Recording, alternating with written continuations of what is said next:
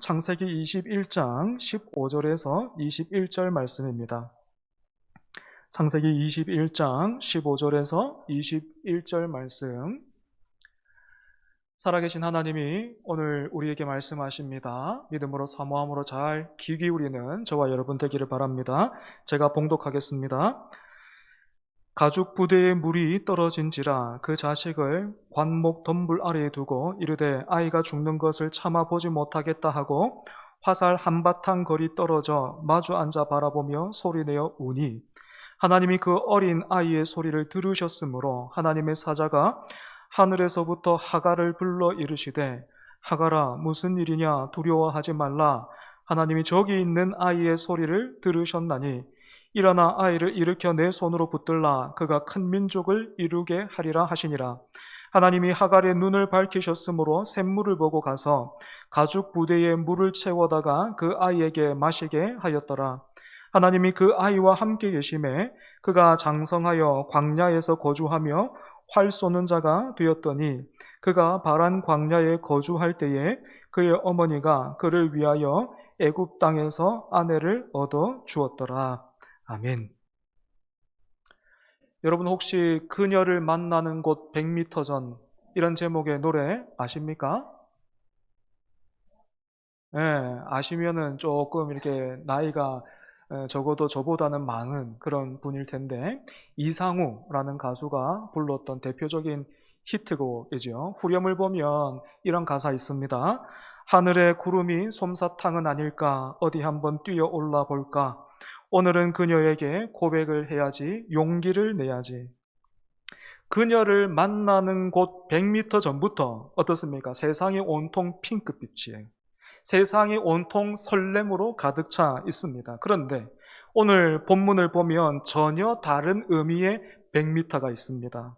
본문 16절을 보면요. 아들과 함께 광야를 방황하던 하갈이 죽어가는 아들을 차마 눈앞에 두고는 볼 수가 없어서 화살 한바탕 거리를 두고 떨어져서 통곡하고 있습니다.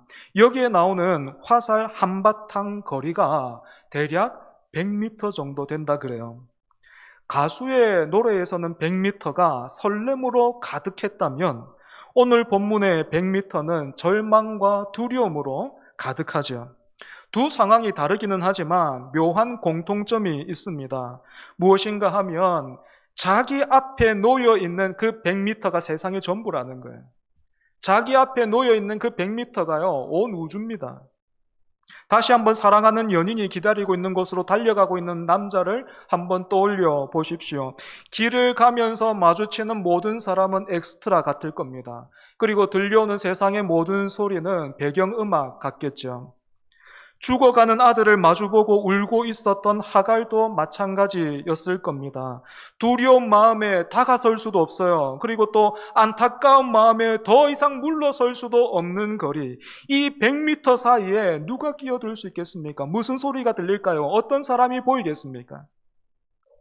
누가 어떤 말을 해주면 주저앉아 울고 있는 이 하갈이 일어설 수 있겠습니까?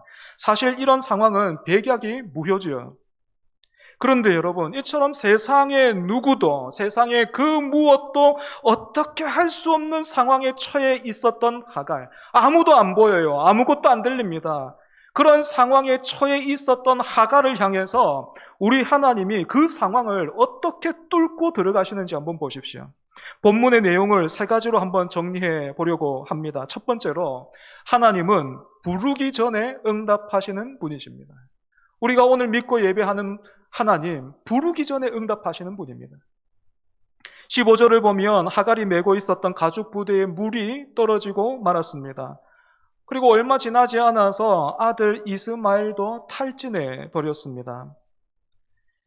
하갈이 그 엄마, 모성애로, 그죠? 부모의 심정으로 아들을 끝까지 붙들었을 거예요. 기운이 빠져가는 그 아들의 그 체중을 고스란히 느끼면서 하갈이 그래도 버텼을 겁니다. 좀 더 가보자, 좀 더 가보자 하면서 버텼을 겁니다. 그런데 사람인지라 어쩔 수가 없죠. 한계가 왔습니다. 하갈도 한계가 왔습니다. 그래서 하갈은 아들 이스마엘을 관목 덤불 아래에 두었습니다. 여기에 나오는 관목덤불은 구체적으로 어떤 식물인지는 정확히 알 수가 없어요. 다만 하갈과 이스마엘이 광야에서 방황하고 있었다라는 것을 생각해 본다면 잎이 거의 없어서 제대로 된 그늘을 기대할 수 없는 그런 식물 중에 하나였을 겁니다. 하지만 이마저도 없는 것보다는 나아서 하갈은 자기 아들 이스마엘을 그 그늘 아래에 두었습니다. 여기서 두었다라는 단어가 중요한데요. 그냥 읽으면 하갈이 쇠약해진 아들을 잘 눕혀뒀구나 뭐 그런 뜻 같지만 원어로 보면 두었다라는 이 단어가요, 던지다라는 뜻이 있습니다. 던지다, 내던지다라는 그런 단어입니다. 무슨 뜻이겠습니까? 탈진한 아들을 부축하고 있던 하갈이 더 이상은 안 되는 거예요. 더 이상은 자기도 어떻게 할 수 없는 겁니다. 그래서 그 아들을 지탱하지 못하고 그냥 그 관목 덤불 아래에 툭 하고 내려놓게 된 거예요. 그냥 떨궈 버린 거예요. 더 붙들어주고 싶은데 한계가 온 거죠. 그냥 툭 이렇게 둘 수밖에 없었던 것입니다. 그러고는 차마 눈앞에서 죽어가는 그 자식 볼 수가 없어가지고 마지막까지 힘을 짜내가지고 막 기어가듯이 몸을 옮겨갔던 그 자리, 그렇다고는 자식을 등질 수는 없기 때문에 눈으로만 겨우 확인할 수 있는, 내 아들이 저기에 있구나라는 것을 모르겠습니다. 그 거리에서 숨 쉬는 것이 보였을지는 모르겠는데 그 아들을 눈으로 확인할 수 있는 그 거리, 이러지도 못하고 저러지도 못하는 거리가 바로 이 화살 한바탕의 거리가 되는 것입니다. 그 자리에 앉아서 하갈은 통곡했습니다. 누군가는 이런 하갈을 보면서 이렇게 말할 수 있을 겁니다. 마치 욥의 친구들이 그랬던 것처럼요, 울고만 있을 게 아니지, 통곡만 하고 있을 게 아니지, 기도해야지, 이렇게 말할 수도 있을 겁니다. 아닌 게 아니라 창세기 16장을 보면 하갈이 엄청난 영적인 체험을 했습니다. 그때도요, 하갈이 이스마엘을 임신한 채 사라의 학대로 인해서 광야로 도망했습니다. 그리고 그 광야에서 어떤 일이 있었습니까? 하나님을 만났죠. 하나님을 만나고 난 뒤에 하나님께서 그 하갈에게 무슨 일 하셨습니까? 내 여주인에게로 돌아가서 그 수하에 복종하라 라는 그 말씀과 더불어서 하나님이 하갈의 배 속에 있던 그 아이 이스마엘이라는 이름도 하나님이 지어주셨습니다. 그리고 이름만 지어주신 게 아니고 약속도 주셨어요. 내 씨를 크게 번성하여 그 수가 많아 셀 수 없게 하리라. 어떻습니까? 아브라함에게 주셨던 약속과 똑같은 약속을 주셨습니다. 이런 약속까지 받았습니다. 그때의 경험과 은혜가 얼마나 감사하고 컸던지 하갈은 하나님을 향해서 나를 살피시는 하나님, 이렇게 고백했습니다. 이처럼 하갈에게는 잊을 수 없는 신앙의 경험이 있었습니다. 여러분, 자매들 그렇지 않습니까? 아이를 가졌을 때 남편이 뭔가 서운하게 했다, 내가 먹고 싶어 했는데 그거 어디서 구해? 그게 뭐가 먹고 싶어 하면 어떻습니까? 그 죄는 천국에까지 지워지지 않죠. 주홍빛같이 붉은 죄인 되는 거 아닙니까? 그죠? 그런데 아이를 임신했을 때 하갈이 어떤 경험을 했습니까? 하나님을 만나서 기가 막힌 경험을 했단 말입니다. 그런데 왜 오늘 본문에서 하갈은 기도하지 못했을까요? 눈앞의 현실이 너무나 절망적이었기 때문입니다. 우리도 그럴 때 있지 않습니까? 저는 그렇던데요. 목사지만요, 지나고 나면요, 내가 하나님을 잊었구나라는 그런 순간이 종종 있습니다. 내가 하나님이 계신다라는 그 사실을 놓치고 있었구나, 잊고 있었구나 하는 그런 때가 종종 있어요. 제가 몇 번 말씀드린 적이 있죠. 제 그 목양실에 가보면 그 애도 아닌데 로봇 만들어 놨다고 제가 말씀드렸잖아요. 그게 그 증거입니다. 너무 답답할 때 제가요, 하나님 안 찾고 로봇 만들었습니다. 너무 힘들었거든요. 스트레스가 이만저만이 아니라 가지고 부목사 그 생활 이제 그만하고 개척을 해야 되나, 청빙을 받아야 되나, 어떻게 해야 되나, 그렇게 했을 때 답이 없더라고. 너무 힘들었어요. 너무 힘들었어요. 눈을 뜨고 있는 게 너무 힘들었어요. 그러면 목사라면 기도해야 되는데 제가 로봇 만들었다니까요. 하나님이 생각이 안 나요. 기도해야 되겠다라는 그 생각조차도 들지 않더란 말입니다. 하갈도 마찬가지 아니겠습니까? 지금 내 눈앞에 있는 현실, 저편에서 죽어가고 있는 내 아들밖에는 보이는 게 없어서 그저 울 수밖에 없는 겁니다. 그런데 오늘 본문 17절 보십시오. 하나님이 그 어린 아이의 소리를 들으셨으므로 하나님의 사자가 하늘에서부터 하갈을 불러 이르시되 하갈아 무슨 일이냐 두려워하지 말라 하나님이 저기 있는 아이의 소리를 들으셨나니. 여러분, 하나님이 그 어린 아이의 소리, 즉 이스마엘의 소리를 들으셨다, 이렇게 되어 있습니다. 하나님이 들으셨다. 도대체 하나님이 들으신 소리는 뭐겠습니까? 무슨 소리를 들으셨을까요? 관목 덤불 아래에 있던 이스마엘이 하나님을 향해서 기도했겠습니까? 그 아들이 기도했을까요? 그렇지 않을 겁니다. 못했을 겁니다.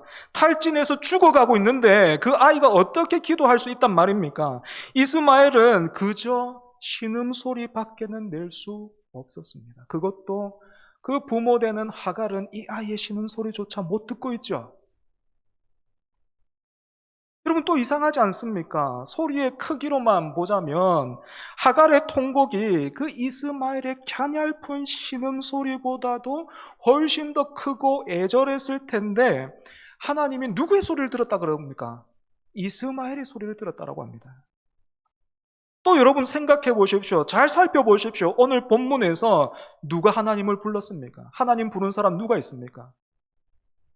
하갈은 통곡했고 이스마엘은 죽어가면서 신음하고 있었습니다. 아무도 하나님을 찾지 않았고요. 아무도 하나님을 부르는 사람이 없었어요.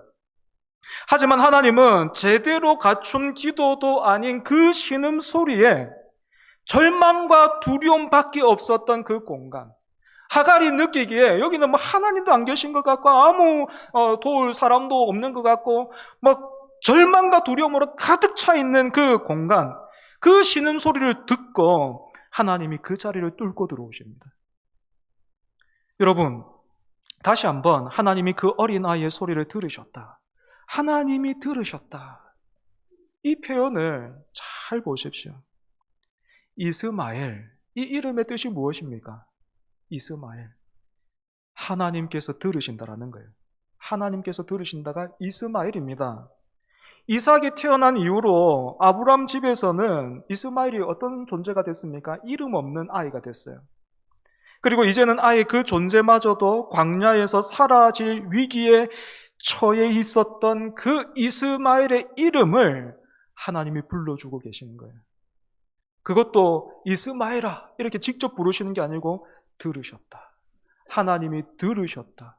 하나님이 직접 그 어떤 행동을 통해서 하나님이 부르고 계시는 거예요. 17절에서 들으셨다, 들으셨다가 두 번 나오죠. 이스마엘아, 이스마엘아, 하나님이 부르시는 것입니다. 그리고 여러분, 17절 그 마지막을 다시 한번 보시면 하나님이 저기 있는 아이의 소리를 들으셨나니 또 이렇게 되어 있습니다. 여기에서 저기 있는 이라는 이 말은요, 사실 빼고 읽어도 크게 무리가 없습니다. 그런데도 이 말이 들어가 있다라는 것은 의미가 있다라는 뜻일 겁니다. 무슨 의미겠습니까? 우리가 부르지 않아도 들으시는 하나님이 저기 있는 아이의 상황을 아신다라는 거예요. 우리의 모든 상황을 아신다는 거예요. 우리의 이름도 아시고 그 아이가 관목 덤불 아래에서 신음하고 있다는 것도 아신다는 겁니다. 또 여러분, 하나님께서 이름을 이렇게 불러주신 사람은 오늘 본문에서 이스마엘 하나가 아닙니다. 하나님은 여호와의 사자를 통해서 하나님이 직접 부르신 거나 마찬가지죠. 하갈의 이름도 불러주셨습니다. 하갈아. 고대 사회에서는요, 제가 한번 말씀드린 적이 있는데 이처럼 신이 여자의 이름을 부른다는 것은 대단히 이례적인 일입니다. 여러분, 아브라함의 아내 사라, 하나님께서 사라야 이렇게 말씀하신 적 있습니까? 없습니까? 없어요. 하나님이 간접적으로 사라의 이름을 언급하기는 하셨지만 직접적으로 사라야 이렇게 부르신 적은 없습니다. 그런데 종이었던 그 하갈은 어떻습니까? 오늘 본문에서 하나님이 그 이름을 불러주고 계십니다. 심지어 오늘 본문이 처음이 아니에요. 하나님이 하갈을 부르시는 건 오늘 본문이 처음이 아닙니다. 16장에서도 하나님은 광야에 있었던 그 하갈의 이름을 불러주셨습니다. 이처럼 하갈과 이스마엘이 비록 하나님의 언약 밖에 있는 존재이기는 했지만 하나님은 이 두 사람을 외면하지 않고 돌보셨습니다. 여러분, 한계를 만난 하갈이 사랑하는 아들마저 던지듯이 내려놓을 수밖에 없었던 그때에, 그러고는 탈진한 아들을 마주한 채 100m 밖에서 주저앉아 통곡하고 있던 그 시간, 절망과 원망밖에는 남은 것이 없었던 그때 하나님이 무엇을 하고 계셨습니까? 아무도 하나님 부르는 사람 없고 하나님을 기억하는 사람도 없었지만 하나님은 들으시고 세상에 그 무엇도 뚫고 들어갈 수 없을 것만 같았던 절망과 두려움 속에 있었던 그 하갈, 이스마엘, 하나님이 찾아가셨습니다. 그리고 여러분, 이런 하나님이요, 이때 한 번만 그러신 게 아니에요. 하나님이 변하지 않으세요. 하나님은 언제나 이런 분이세요. 그래서 여러분, 지금 우리가 이 창세기 다루고 있는데 성경 많이 넘어가가지고 구약 성경 이사야 보면, 이사야 65장 24절을 보면 이런 말씀이 있어요. 그들이 부르기 전에 내가 응답하겠고 그들이 말을 마치기 전에 내가 들을 것이며. 두 번째로 하나님은 우리의 눈을 밝혀주시는 분이십니다. 본문 18절입니다. 일어나 아이를 일으켜 내 손으로 붙들라 그가 큰 민족을 이루게 하리라 하시니라. 짧은 구절인데 세 개의 명령이 있습니다. 먼저는 일어나라입니다. 일어나라. 이 단어는요, 16절에 마주 앉아라는 이 단어와 대조를 이루고 있습니다. 16절에 앉아라는 이 말은 그냥 이렇게 그 자리에 앉아 있었다라는 말이 아니고 낙심하고 포기한 채 그냥 주저앉았다는 거예요. 그래서 하나님은 제일 먼저 하갈에게 그 자리에서 일어나라 라고 하셨습니다. 여러분, 우리도 세상을 살다 보면 하갈처럼 모든 것을 다 내려놓을 수밖에 없는, 또는 이제 너무 지쳐가지고 모든 것을 등지고 싶은 그런 때가 있죠. 그런 시간이 오는 것을 우리가 다 막을 수 없고 왠지 모르지만 하나님이 다 막아주시지도 않고 우리가 그런 어떤 어려움과 힘든 상황들을 겪고 너무 고돼가지고 너무 힘들어가지고 그 자리에 주저앉을 수밖에 는 없지만, 여러분 기억하십시오. 거기에 너무 오래 앉아 있으면 안 됩니다. 그런 자리에 너무 오래 앉아 있으면 안 됩니다. 상황이 나아지면 저 아들, 내 눈앞에 누워있는 저 아들 먼저 일으켜주시면 나도 일어날게요. 여러분, 이것도 순서가 아닙니다. 오늘 말씀 보십시오. 내가 먼저 일어나야 됩니다. 18절에 나오는 두 번째 명령은 아이를 일으켜입니다. 아이를 일으키라. 여기에 일으키다라는 이 단어를 원어로 보면 들어 올리다라는 그런 뜻입니다. 그리고 이 단어도 역시 16절에 한 번 더 나오고 있습니다. 16절을 보면 이 단어가 어떻게 사용되고 있냐면 소리를 내어 우니, 여기에 똑같은 단어가 사용됐습니다. 그러니까 16절에서는 하갈이 하나님 앞에 뭘 들어 올렸습니까? 자기의 통곡, 자기의 눈물, 자기의 울음을 들어 올렸습니다. 그런데 이제 하나님이 무엇을 하라 하십니까? 아이를 들어 올리라 라고 하십니다. 한계로 인해서 던져놓고 거리를 두고 있었던 그 일을 다시 가서 감당하라는 거예요. 18절에 나오는 세 번째 명령은 내 손으로 붙들라입니다. 여기서 참 이상하죠. 우리가 기대하고 바라는 것은 물이 없어서 탈진한 사람이라면 물부터 주시는 게 순서 같단 말입니다. 아니, 다 보시고 다 하시는데 하나님이 물부터 주셔야 되는 거 아닙니까? 이런 생각 드는 겁니다. 하갈에게 이렇게 말씀만 하고 계실 게 아니고 텅 빈 가죽 부대부터 채워주시든지 아니면 하나님이 직접 이스마엘을 일으켜 주시고 붙들어 주시면 될 것 같은데 하나님이 그 일을 하갈에게 명령하신다라는 거예요. 왜 하나님은 이렇게 일하실까요?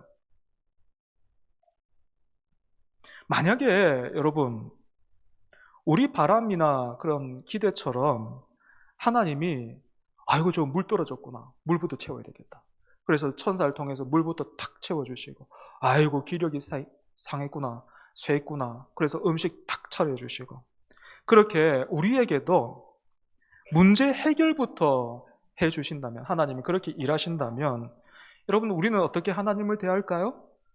우리는 어떻게 하나님을 믿을까요?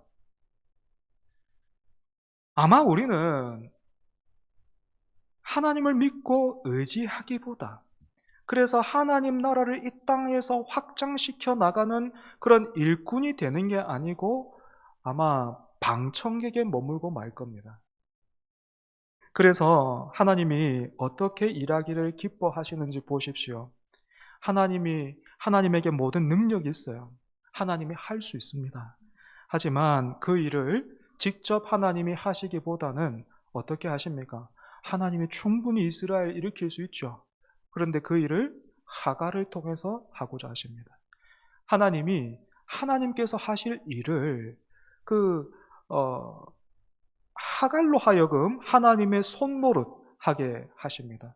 여러분 이것도 마찬가지입니다. 하나님은 지금도 그렇게 일하기를 원하십니다. 그리고 여러분, 하나님은 명령만 하시는 분이 아니에요. 지금 하갈의 상황만 보면 어떻게 일어나서 그렇게 들어 올리고 붙들어 줄 수 있겠습니까? 막 신앙생활 하다 보면, 기도하다 보면 또 너무 힘든 마음으로 예배 자리에 나왔는데 또 내 생각과 난 좀 위로 필요한 것 같은데 하나님이 막 이렇게 명령 짧은 구절에 3개나 주고 이러면은 막 우리는 서운하죠. 그죠? 어찌 이렇게 명령만 하실까? 그런 생각할 수 있습니다. 그런데 여러분, 하나님의 명령 뒤에는요, 말씀을 끝까지 안 들어서 그렇습니다. 하나님의 명령 뒤에는 항상 순종할 수 있는 은혜가 따라 붙어요. 그럼 17절 다시 한번 볼까요? 하나님은 통곡하고 있는 그 아들, 그죠? 통곡하고 있는 그 하라에게 어떻게 말씀하셨습니까? 무슨 일이냐, 두려워하지 말라, 이렇게 말씀하셨습니다. 여기에 나오는 무슨 일이냐, 두려워하지 말라라는 말은 야, 무슨 일이야, 아무것도 아닌 일인데 너무 감정적으로 반응하는 거 아니야? 뭐 그런 뜻이 아닙니다. 성경을 보면요, 여러분 기억해 보십시오. 하나님께서 종종 두려워하지 말라라는 말씀하십니다. 두려워하지 말라. 사람의 눈으로 보면요, 두려워할 수밖에 없는 상황인데 하나님은 두려워하지 말라라고 하십니다. 왜냐하면 그 두려워하지 말라라는 말씀 뒤에는요, 항상 구원의 메시지가 따라 붙습니다. 두려워하지 말라. 왜냐하면 하나님이 구원하실 것이기 때문에. 마찬가지로 18절에서 3개의 명령을 주신 하나님께서 하갈이 이 명령에 순종할 수 있도록 어떤 일을 하셨습니까? 여러분 19절 말씀 같이 한번 읽어보겠습니다. 19절입니다. 시작. 하나님이 하갈의 눈을 밝히셨으므로 샘물을 보고 가서 가죽 부대에 물을 채워다가 그 아이에게 마시게 하였더라. 아멘. 잘 보십시오. 하나님께서 하갈 앞에서 어떤 샘물이 터져 나오게 하셨습니까? 새로운 샘물을 파 주셨습니까? 아니죠. 샘물이요, 이미 하갈 곁에 있었습니다. 하갈 근처에 있었어요. 여기서 잠시 이 본문의 배경을 설명해 보면 하갈이 방황했던 이곳은 부엘세바 광야라는 곳인데, 이 부엘세바가 무슨 뜻이냐면 맹세의 우물이라는 뜻이 있습니다. 그러니까 광야기는 해도 거기에 우물이 있었던 것입니다. 하지만 이 우물은 우리가 알고 있는 그런 모습은 아니에요. 우리 조상들이 파놓았던 우물은 누가 봐도 우물이죠. 멀리서 봐도 우물입니다.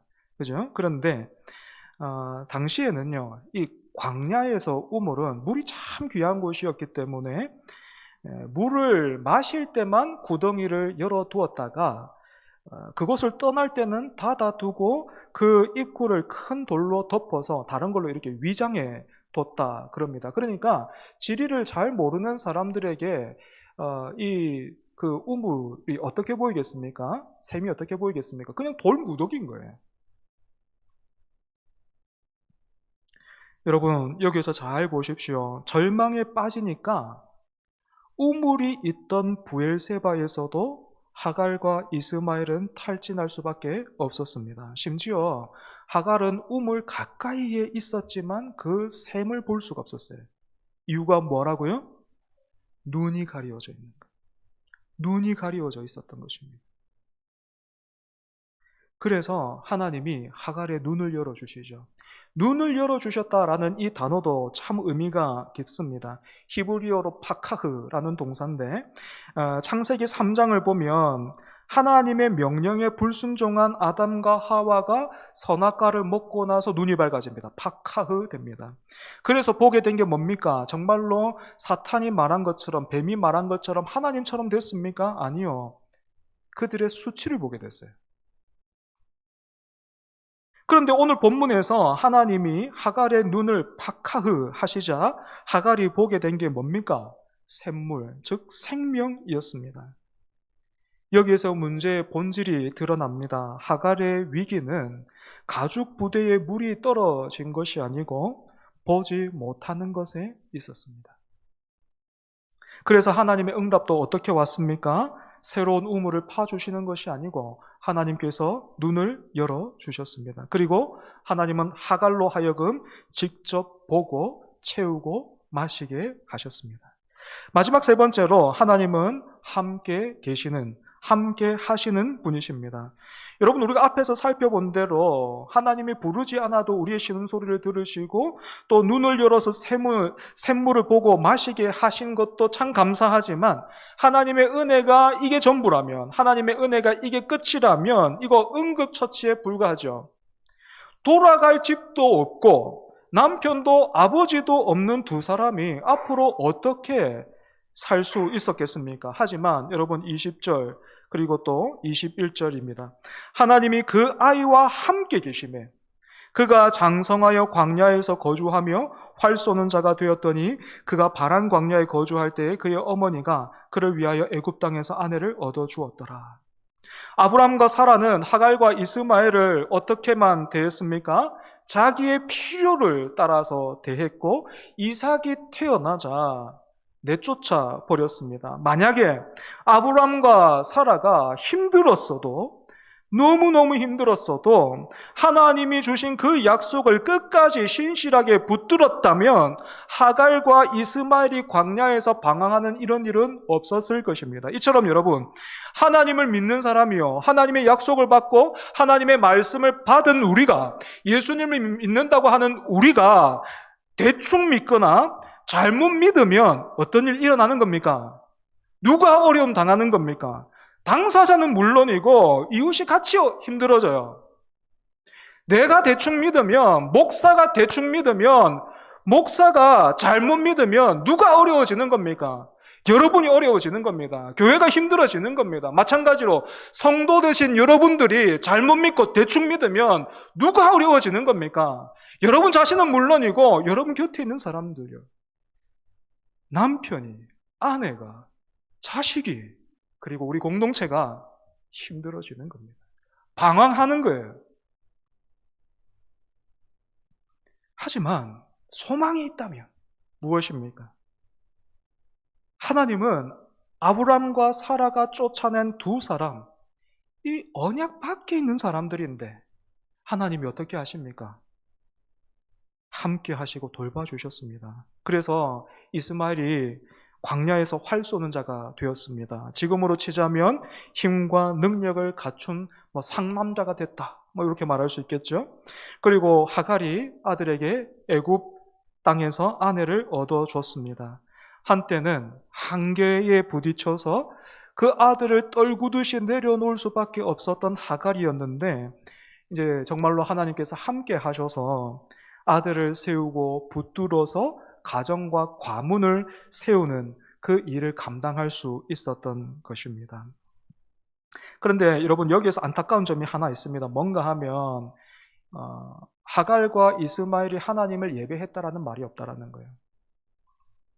심지어 이스마엘은 어릴 때 아브라함을 통해서 할례까지 받았지만 집에서 쫓겨난 뒤에 뭐 이렇게 하나님을 찾았다, 제물을 드려 제사했다, 뭐 그런 말이 없습니다. 어쩌면 하갈과 이스마엘은 하나님이라는 이름을 들을 때면 뭔가 모를 그 마음의 아픔들이 있었을지도 몰라요. 아브라함이 떠올라가지고, 사라가 떠올라가지고. 아브라함이 유대인들에게는 민족과 믿음의 조상이지만 하갈과 이스마엘에게는 굉장히 힘든 이름이었을 수도 있었던 겁니다.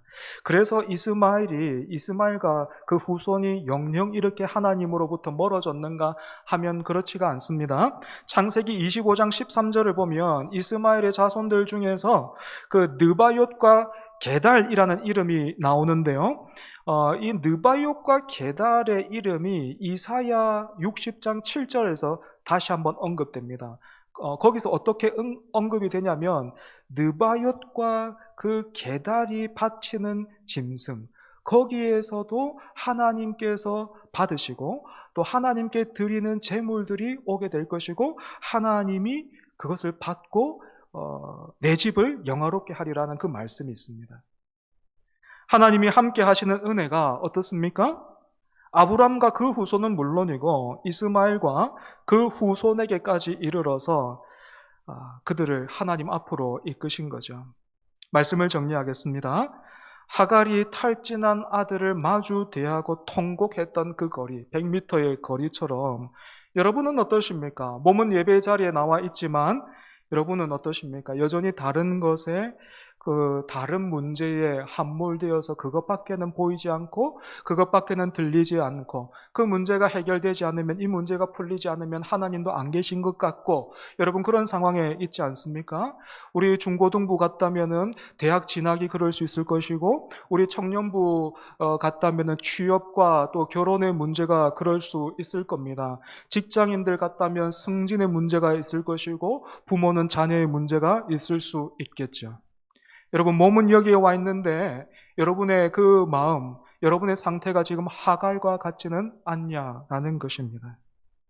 내 어깨에 가죽 부대만 다시 채워주시면 저기 있는 내 아들부터 다시 일으켜주시면 나도 알아서 잘하겠습니다. 나도 신앙생활 더 잘해볼게요. 여러분 그렇게 하고 계시지는 않습니까? 우리는 이처럼 늘 하나님 앞에 조건을 겁니다. 하지만 하나님은 어떤 분이십니까? 여러분 하나님은요 우리가 바라고 원하는 것을 무한 리필해 주시는 그런 분이 아닙니다.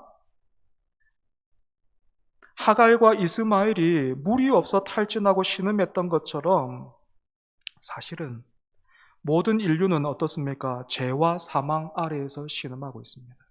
하나님이 그 신음 소리를 들으시는 거예요. 우리는 죄를 지으면서도요 죄에 너무 익숙해서 그게 좋아요. 그게 기뻐요. 그게 위로가 된단 말입니다. 그런데 하나님은 그것조차도 신음소리를 들으시는 거예요. 생각해 보십시오. 죄와 사망 가운데 묶여서 하나님의 형상으로 창조된 그 사람들이 그렇게 심판의 자리로 떨어지고 있는데 전능하신 그분께서 살아계시는 그분께서 다스리시고 좋으신 하나님 선하신 그분께서 그 인생의 가죽 부대만 채워주신다면 그분이 어떻게 선하십니까? 그분을 어떻게 믿고 의지할 수 있습니까? 그래서 여러분 신음소리를 듣고 응답하시는 하나님이 우리에게 어떻게 하셨습니까? 부르지 않아도 응답하시는 하나님이 어떻게 하셨습니까? 우리 중에 누가 죄로 인해서 예수님을 하나님께 구한 사람이 있습니까? 우리 중에 누가 하나님께 믿음 구한 사람이 있습니까? 우리 중에 누가 하나님 앞에 영생을 구한 사람 있습니까? 그런데 하나님이 죄와 사망 가운데 있던 우리, 죄와 사망이 다스리고 있던 이 땅에 그 아들을 통해서 뚫고 들어오시는 거예요. 우리에게 말씀하시는 거예요. 내가 들었다. 내가 안다. 말씀하시는 것입니다. 언약 밖에 있었던 사람이었던 하갈과 이스마엘도 하나님이 이렇게 돌보셨습니다. 그렇다면 그 아들의 핏값 주고 사신 하나님의 자녀는 하나님이 어떻게 대하시겠습니까? 때문에 여러분, 광야 같은 세상, 광야 같은 삶을 살아간다 해도 기억하십시오. 하나님이 살아계십니다. 하나님이 여러분을 아십니다. 여러분의 이름을 아시며 여러분이 어떤 상황에 있는지도 아십니다. 그리고 하나님이 여러분들과 함께 하시고 우리가 구하는 것을 그때 주진 않지만 하나님은 우리의 눈을 열어주시기를 원하십니다. 그 은혜에 붙들려 참으로 하나님을 신뢰하는 예배자로 살아가는 저와 여러분 되기를 바랍니다. 우리 말씀 기억하면서 같이 기도하겠습니다.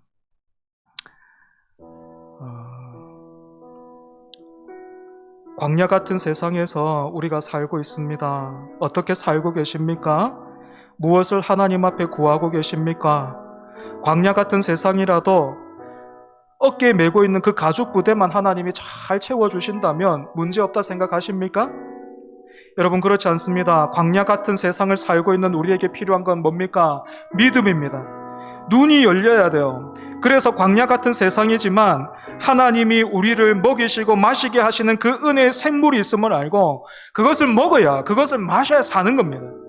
내가 의지하는 가죽 부대보다 풍성하시고 눈앞에 있는 문제보다 크신 하나님을 알게 해달라고, 그래서 예배자로 살아가는 우리 되게 해달라고 이 시간 같이 기도하겠습니다. 하나님 아버지, 엉뚱한 것 보고 있었는데 엉뚱한 것 보면서 그렇게 그게 세상의 전부인 줄 알고 내 인생 어떻게 잘못된 줄 알고 이대로 끝나는 줄 알고 그렇게 답답한 마음으로 하나님 살아가고 있었는데 어째서 하나님은 뭐 하시나? 좋으시다는 그분이, 선하시다는 그분이, 나를 사랑하신다는 그분이 왜 보고만 계시는 것 같을까? 하나님, 그 답답한 마음으로 하나님, 오늘도 우리가 예배의 자리에 나왔는데 하나님이 그런 우리를 위해서 무엇 하시는지, 무엇을 하셨는지, 그리고 또 무엇을 하고 계시는지 말씀을 통해서 함께 나눌 수 있게 하시고 붙들 수 있게 해주시니 하나님 감사합니다. 아버지 하나님, 우리가 부르기 전에도 신음소리에도 응답하시는 내 아버지, 또 우리의 눈을 열어주시는 참 좋으신 아버지 하나님, 뿐만 아니라 우리와 함께 하시는 하나님, 아버지, 그 하나님을 우리가 더욱더 잘 믿게 해주시고 그 하나님 앞에서 예배자로 살아가는 우리 되게 하여 주시옵소서.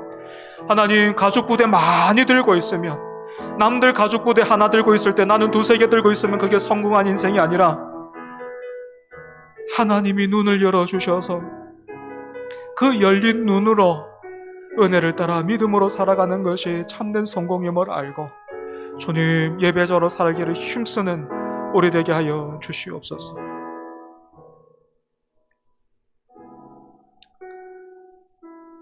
전능하시고 선하시며 좋으신 하나님 아버지, 오늘 또 우리를 예배의 자리에서 만나주시니 감사합니다. 우리가 바라는 건 늘 가죽 부대 다시 채우고, 그 가죽 부대 남들 한 개 들고 있으면 나는 두세 개 주십시오 하는 것인데, 하나님은 그런 우리와 함께 계셔서 우리의 삶을 새롭게 하기를 원하십니다. 우리는 하나님이 크게 말씀하셔도 잘못 알아듣고 외면하지만 하나님은 우리의 신음소리에도 귀를 기울이십니다. 우리는 문제를 가리키면서 해결을 원하지만 하나님은 먼저 우리의 눈을 열어주십니다. 하나님이 이처럼 우리를 바라고 원하시는 것처럼 우리도 하나님을 바라고 원하며 동행하게 하여 주옵소서. 예수님 이름으로 기도합니다. 아멘.